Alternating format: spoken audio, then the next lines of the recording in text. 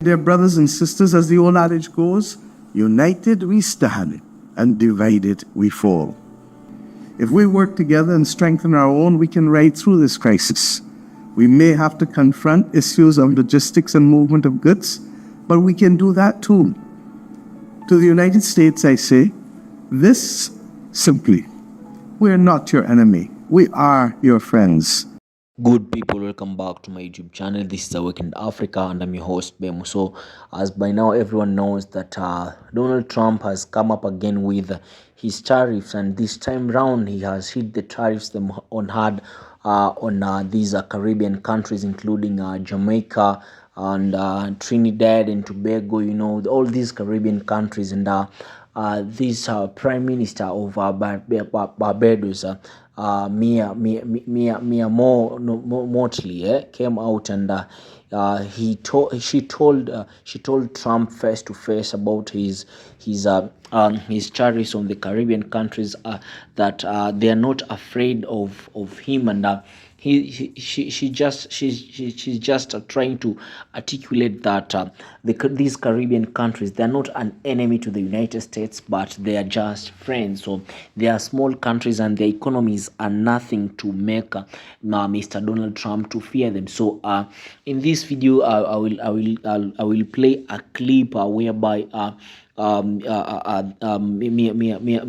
Amor Motley was talking about this whole saga concerning Trump imposing tariffs on the Caribbean countries, and I'd like us to watch that video to the very end. But before that, kindly guys, if you're new to this channel, make sure that you subscribe this channel, make sure that you like, you leave a comment, let us have the conversation going on, and don't forget to turn on post notification, because every time I post new video, I'd like you to be the very first person to watch these videos. But right about now, let us jump straight into this video. Let us watch whatever Mia Motley, the Prime Minister of Barbados, has, as well as she's the chairperson of the Union of the Caribbean countries. So she was talking about this, and then we'll come back and we'll discuss more about it. So guys, let us dive straight into it. I'll be back with further analysis. I speak to all our Caribbean brothers and sisters today, not as the Prime Minister of Barbados, but in my capacity as chair of the Caribbean community. Our world is in crisis. I will not sugarcoat it. These are among the most challenging of times for our region, since the majority of our members gained their independence. Indeed, it is the most difficult period our world has faced since the end of World War II, 80 years ago. Our planet faces a climate catastrophe that worsens every year.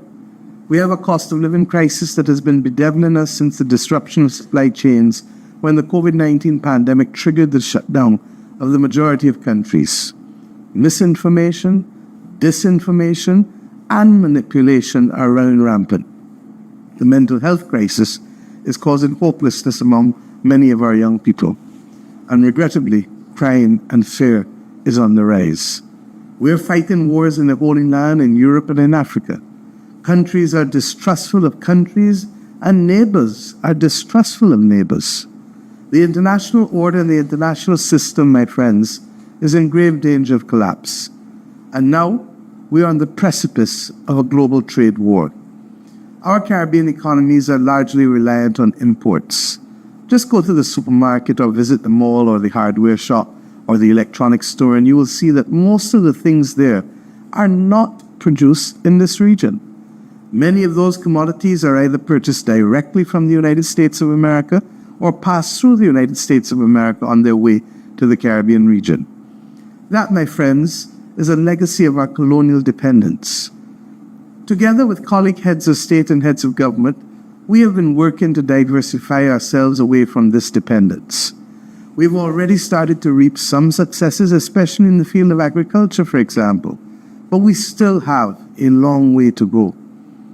As we do this work, we have to be mindful that those recent announcements that have been made in the last few days will impact us very directly as a region and as a Caribbean people. We are working and will continue to work to become more self-sufficient. But I want every Caribbean man and every Caribbean woman to hear me. This trade war and the possibility of a 1 million to 1.5 million US dollar levy on all Chinese-made ships entering US harbors will mean higher prices for all of us at the corner shop, higher prices at the supermarket, higher prices at the electronics store, higher prices for us at the shop, higher prices for us at the restaurant, higher prices for us at the car dealership and beyond. A lot of Caribbean people will think that these things that you are seeing on television news or reading about are far away and they don't impact on me. A lot of people think I'm just a farmer, or I'm just a school teacher, or I'm just a mechanic. They say, I live in St. Lucie in Barbados, or I live in Portmore in Jamaica, or Kingstown in St. Vincent, or Rima in Trinidad, or Basse-Terre in St. Kitts, or San Ignacio in Belize. These problems are far away from me and they don't impact me. That is what you will hear them say. But the reality, my friends, is that if you buy food, if you buy electronics, if you buy clothes, it will impact you. It will impact each of us. My brothers and sisters, our Caribbean economies are not very large. So we are and have always been at the whims of global prices. If Europe and China and the US and Canada and Mexico are all putting tariffs on each other, that is going to disrupt supply chains. That is going to raise the cost of producing everything from the food you eat, to the clothes on your back, to the phone in your pocket, to the car you drive down the road, to the spare parts that you need for critical infrastructure. That means higher prices for all of us to pay. And sadly, yes, this will impact all of you, regardless of what any of our Caribbean governments will do. We could lower our tariffs to zero in CARICOM, and it will not make a lick of difference because our economies are small and vulnerable. This crisis, my friends, will impact not only goods, but it may also have a large spillover effect on tourism. We suggest that the region take steps to sustain the tourism industry, as likely worsening conditions in many of our source markets will have negative impacts on people's ability to travel. We call on our regional private sector and the tourism sector to come together and to work with governments to collaborate for an immediate tourism strategy to ensure that we maintain market share numbers as a region. My friends, I pray that I am wrong, and I'm praying that cooler heads prevail across the world and leaders come together in a new sense of cooperation to look after the poor and the vulnerable people of this world, and to leave space for the middle classes to chart their lives, to allow businesses to be able to get on with what they do and to trade. But truly, I do not have confidence that this will happen. So what must we do? First, we must re-engage urgently, directly, and at the highest possible level with our friends in the United States of America. There is an obvious truth which has to be confronted by both sides. That truth is that these small and micro states of the Caribbean do not in any way or in any sector enjoy a greater degree of financial benefit in the balance of trade than does the United States. In fact, it is because of our small size, our great vulnerability, our limited manufacturing capacity, our inability to distort trade in any way, that successive United States administrations, including and most recently the Reagan administration in the early 1980s, went to great lengths to assist us in promoting our abilities to sell in the United States under the Caribbean Basin Initiative. We will see how these tariffs will impact on that. That spirit of cooperation largely enabled security, social stability, and economic growth on America's third border in the Caribbean, or as we have agreed as recently in our meeting with Secretary of State Rubio, what is now our collective neighborhood. Secondly, we must not fight among each other for political gain, because, my dear brothers and sisters, as the old adage goes, united we stand and divided we fall. Thirdly, we must redouble our efforts to invest in Caribbean agricultural production and light manufacturing. The 25 by 2025 initiative, ably led by President Ali, seems too modest a target now, given all that we are confronting. We must grow our own and produce our own as much as possible. We can all make the decision to buy healthy foods at the market instead of processed foods at the supermarket. Fourthly, we must build our ties with Africa, Central and Latin America, and renew those ties with some of our older partners around the world, in the United Kingdom and Europe, in Canada. We must not rely solely on one or two markets, We need to be able to sell our Caribbean goods to a wider, more stable global market. My brothers and sisters, in every global political and economic crisis, there is always an opportunity. If we come together, put any divisions aside, support our small businesses and small producers, we will come out of this stronger. To our hoteliers, our supermarkets, and our people, my message is the same: buy local and buy regional. I repeat, buy local and buy regional. The products are better, fresher, and more competitive in many instances. If we work together and strengthen our own, we can ride through this crisis. We may have to confront issues of logistics and movement of goods, but we can do that too. To the United States, I say this simply: we are not your enemy. We are your friends. So many people in the Caribbean region have brothers and sisters, aunties, uncles, grandmothers, grandfathers, sons and daughters, godchildren, living up in Miami or Queens or Brooklyn or New Jersey, Connecticut, Virginia, wherever. We welcome your people to our shores and give them the holidays, and for many of them, the experiences of a lifetime. I say simply to President Trump, our economies are not doing your economy any harm in any way. They are too small to have any negative or distorting impact on your country. So I ask you to consider your decades-long friendship between your country and ours, and look to the Caribbean, recognizing that the family ties, yes, are strong. Let us talk, I hope, and let us work together to keep prices down for all of our people. My brothers and sisters, there's trouble in our Caribbean waters, but the responsibility each and every day for much of what we do and much of what we grow must be ours. If we take care of each other, if we support each other, if we uplift each other, and if we tap into the strength and innovation of our common Caribbean spirit, we will see this through.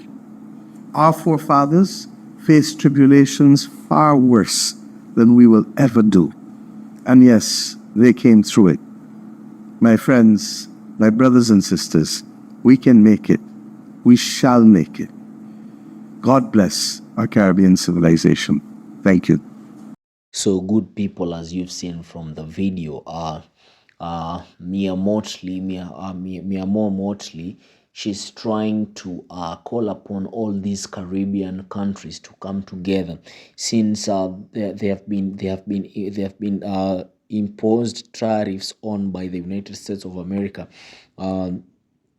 Due to the policies of President Donald Trump, So what does this mean for the small economies of the Caribbean countries, So this means that President Trump already has this is a trade war. This is an economic war. And when you see tariffs being imposed on your country, it means that if you export goods to the United States of America, these goods are going to be very expensive. These goods are going to be very expensive on in the shelves or in the market in the United States of America.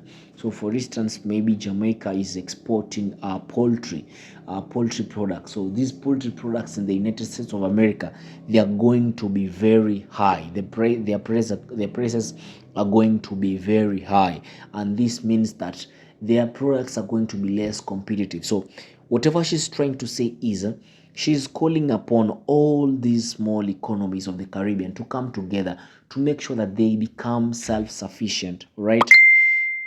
They become self-sufficient so that they can so that they can run the economies without the fear of losing trade or losing profits when doing trade with the United States of America. They can do trade with themselves. They can also try to grow the economies to a point whereby they can trade with other continents like the Europe, maybe Asia. Trade with countries like the Great Britain, France, Germany. They can also trade with China. So that is what she's trying to do, and this is a wake-up call. These tariffs have affected a myriad of countries. Talk about the Caribbean, talk about Africa, not only China. China, they have been imposed with 100% tariffs, right now. And for some countries in Africa like Kenya, they got tariffs of around 20%. There are countries like Tanzania, there are countries like Lesotho who are given 60% tariffs. Lesotho is a very small country, and when you see a country like Lesotho being imposed with 60% tariffs by the United States, this is a wake-up call. You guys don't export your raw materials. You're exporting minerals. You're exporting these what do we call them? You're exporting animal products, hides and skins. You're exporting your horticultural products. You guys, you're supposed to make sure that you using these items here in your country. Don't export those mineral products. These export finished goods, right? Because they need these products to run their companies. Like, companies like Apple and Tesla, they can't run without minerals from Africa. So if you see America disrespecting the AGOA, the AGOA treat or trade pact that says that talks about these countries not have they should not they should not have tariffs with the United States of America, and then you see Donald Trump not respecting that pact. So it means that he's ready for war. Don't export your minerals, don't export your horticultural products, don't export your agricultural products, don't export human labor. Let them feel their pain too. So this is a wake-up call to all these African countries and my people to make sure that we work on ourselves. Our countries are rich, Caribbean is rich, Africa is rich. Let us all work together, making sure that our economies are working and running, and we were making the best out of this. So, guys, I don't know what you think about this video, but I'd like us to have the conversation going on in the comments. And of course, this is a week in Africa, and this is where we talk matters about African politics, economics, religion, and what have you. So whatever you have or whatever you feel about this video, just tell me in the comments. I've not been talking, I've not been shooting a video. It's just a voiceover, but this is due to unavoidable circumstances. But very soon you'll see me. I'll be showing my face. But for now, guys, make sure that for my African people, let us make sure that we grow our economy so that they can be great, and we can also compete at the international or at the global level. Tell me what you think in the comments. Like this video, turn on post notifications, share this video with each and every person in your contact list, and I'll be more than grateful. To those people who keep on subscribing and supporting me, the new subscribers, welcome. Turn on post notifications, and if you have not subscribed, guys, kindly take me to 1,000 subscribers. This has been your boy Beamo. This is a Weekend Africa, and I'd like to meet you in the next video, sound and of good health. Peace out.